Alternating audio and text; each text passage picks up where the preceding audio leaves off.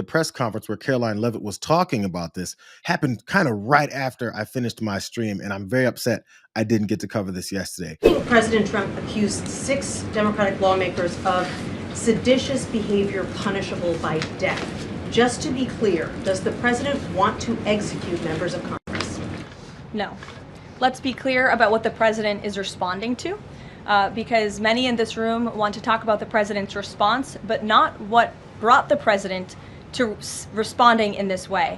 You have sitting members of the United States Congress who conspired together to orchestrate a video message to members of the United States military, to active duty service members, to members of the national security apparatus, encouraging them to defy the president's lawful orders. The sanctity of our military rests on the chain of command. And if that chain of command is broken, it can lead to people getting killed.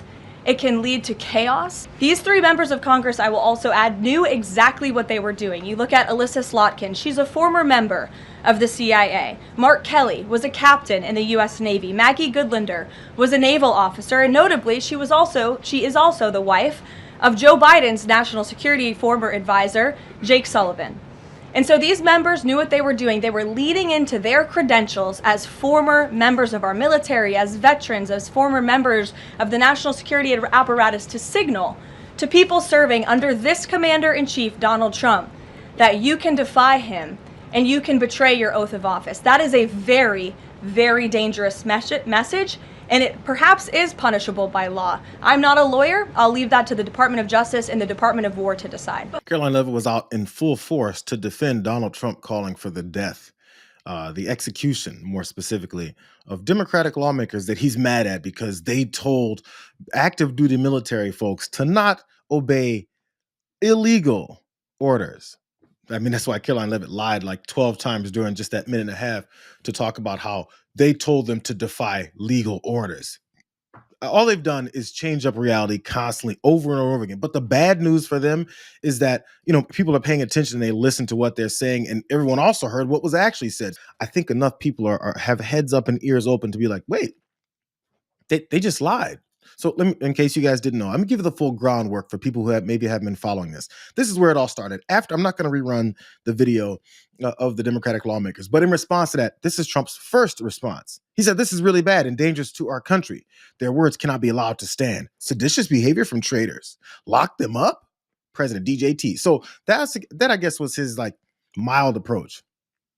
Say it's seditious behavior and that they're traitors. So at that point, he was like, well, wait a second. That's not rabid and angry and bloodthirsty enough. So he followed it up afterwards by then just this straightforward message: seditious behavior, punishable by death, with all capitals, of course, because he's a toddler. So, of course, it ignited a firestorm when the president of the United States decides to tell his rabid followers who followed him on January 6th to go and attack elected officials for doing what he didn't want them to do. And then they tried to, overturn that election and attack people, even chanting how they want to kill his vice president. It's weird. He knew all that, has been celebrating them, released those violent criminals from prison, and now he's telling them that we need someone to execute the folks that I don't like. So, as usual, Mike Johnson got intercepted by Manu Raju. The president posted that Democrats who urge service members to not follow illegal orders should be punished. It should be seditious, conspiracy, and punishable by death. Give me a response to that. Look, I know the DOJ and the Pentagon are looking into the legality of all that, but what I can address is what everybody knows. That was wildly inappropriate. It is very dangerous. You have leading members of Congress telling troops to disobey orders. I think that's unprecedented in American history. And as the father of a young man who is, at the Naval Academy, going to be joining the service, I know young soldiers, airmen, sailors, they don't need that kind of nonsense from people in Congress. It is very dangerous. But punishable by death. I'm going to let others define what it is, but it's wildly inappropriate. Mike Johnson's little rat ass skedaddles when he's cornered with the question that he didn't answer the first time. What do you think about the president talking about how these folks should be punished with death. Instead, he goes into this weird long tirade about how all these service members don't need to hear it. And again, goes with the same lie. You'll hear it from every Republican that I cover as I do this, how they'll say that this was them talking about these folks not following legal orders. Well, the problem is the president of the United States is a criminal. He doesn't do legal things. He does illegal things. As a matter of fact, if they want some more details, we can keep giving it to him because he talks a lot. Mike Johnson wasn't done yet. Once he got cornered a little bit further by another group of reporters, he tried finding more excuses. Maybe they caught up with him when he ran his ass away. Called leaders in Congress to do to encourage young troops to disobey orders. I mean, think of what the threat that is to our national security and what it means to our institutions.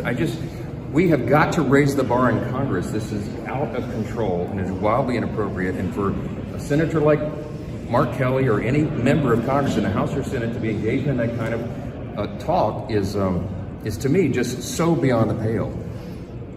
I'm not going to say. Mr. Speaker, can you? And his sorry ass ran away again. What a chump.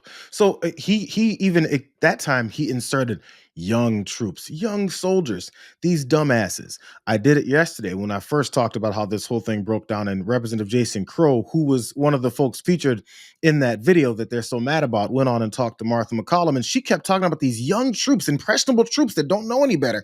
You're going to poison their brains with talking about how they shouldn't follow illegal orders. And of course, she didn't point out the illegal orders part either. Don't follow illegal orders from the guy who's giving you illegal orders. We've seen it over and over again, invading American cities, treating some American cities like training grounds for your war that you keep wanting to start. Things like that. Maybe bombing people and unknown folks off of in Caribbean waters and calling them narco terrorists, all that type of illegal orders, because they've been giving them and they've been carried out. People are dead because of these illegal orders.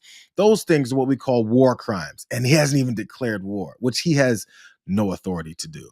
It also spreads to Fox News. And check out their spin on this. Harris Faulkner covered it as well. Critics are going after 6 Democrat lawmakers in particular over this plea to members of the military and intelligence communities. Watch this. This administration is pitting our uniformed military and intelligence community professionals against American citizens. Our laws are clear. You can refuse illegal orders. You can refuse illegal orders. You must refuse illegal orders. No one has to carry out orders that violate the law or our Constitution. We know this is hard. Okay, you caught that, right? Refusing military orders. That would be treason. Reaction, as you might imagine, swift and fierce. Libs of TikTok posted, Democrats are encouraging members of the military to commit treason and defy orders from Trump. And Republican Senator Eric Schmidt says, sounds a little subversive to democracy-ish. I think he missed it. I don't think that's anything with democracy. This is about military code and honor and following and not following orders. I don't know if that's to do with democracy, which anybody who supports this fascist in the White House can't mention the word democracy and act like they're in any kind of way favor of it, because he's dismantled that as many kind of ways as possible so far. So please shut the fuck up about democracy. So she even ran part of the ad. And even with the huge white text over each of these people's faces saying, don't follow those illegal orders, illegal orders, illegal orders, refuse illegal orders. It was really big and bold. It was like huge, bro. And right after that, she came out of that piece and said, did you catch that? Refusing military orders. No, actually, I didn't catch that, Harris. That's not what was said. But you can just spin it. Literally, usually, if you know what Fox News used to do? Fox News used to cover up the things that they were lying about. Like they would maybe they would rephrase what someone said or cut off the video of what that someone said, say that they said something else, and then say something like, they're saying refusing military orders.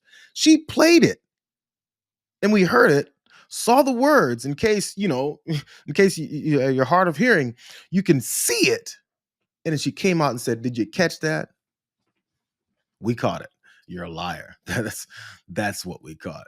But this is the way that Karoline Leavitt, again, back to her really fast, decided to make that differentiation because, of course, someone in the room asked her, we're talking about illegal orders.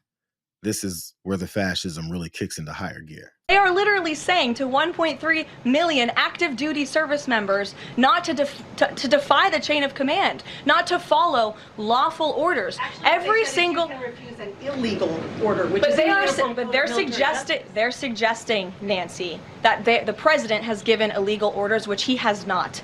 Every single order that is given to this United States military by this commander-in-chief and through this chain of command, through the Secretary of War, is lawful. And the courts have proven that. This administration has an unparalleled record at the Supreme Court because we are following the laws. We don't defy court orders. We do things by the books. And to suggest and encourage that active duty service members defy the chain of command is a very dangerous thing for sitting members of Congress to do. And they should be held accountable. And that's what the president wants to see. So when she finally gets the clarification that she already knew, that they're talking about unlawful, illegal orders, her response was every single order given by this president is a lawful order. That's based in what, bro? That's based in the fascist liar in the White House. I'm sorry, felon in the White House saying everything I say is lawful.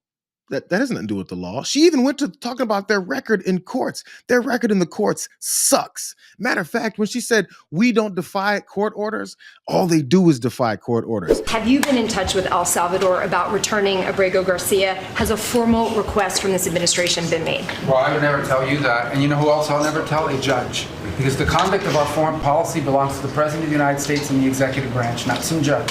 So we will conduct foreign policy appropriately if we need to. But I'll never discuss it. And no one will ever make us discuss it because that's how foreign policy works. Are there circumstances where you would defy a court order? Well, I think that, number one, nobody's been through more courts than I have. I've had the worst judges. I've had crooked judges. Going forward, I had judges would that you were defy so a court corrupt. order? Because that we all know that was outrageous. I never did defy a court order. And you wouldn't in the future? No, you can't do that. However, we have bad judges. We have very bad judges. And these are judges that shouldn't be allowed. I think at a certain point, you have to start looking at what do you do when you have a rogue judge. They've said so many times how they're avoiding what the court tells them to do. I can't believe that she had that written down on some kind of piece of paper that she's supposed to say this administration doesn't defy court orders. That's all they do is defy court orders. They lose all the time. So the next step is to attack the courts and say that they're rabid Democrats and they're coming for Donald Trump. That's their only excuse. That's not a legal argument, bro. They get embarrassed every time they step in front of a court. What are we talking about?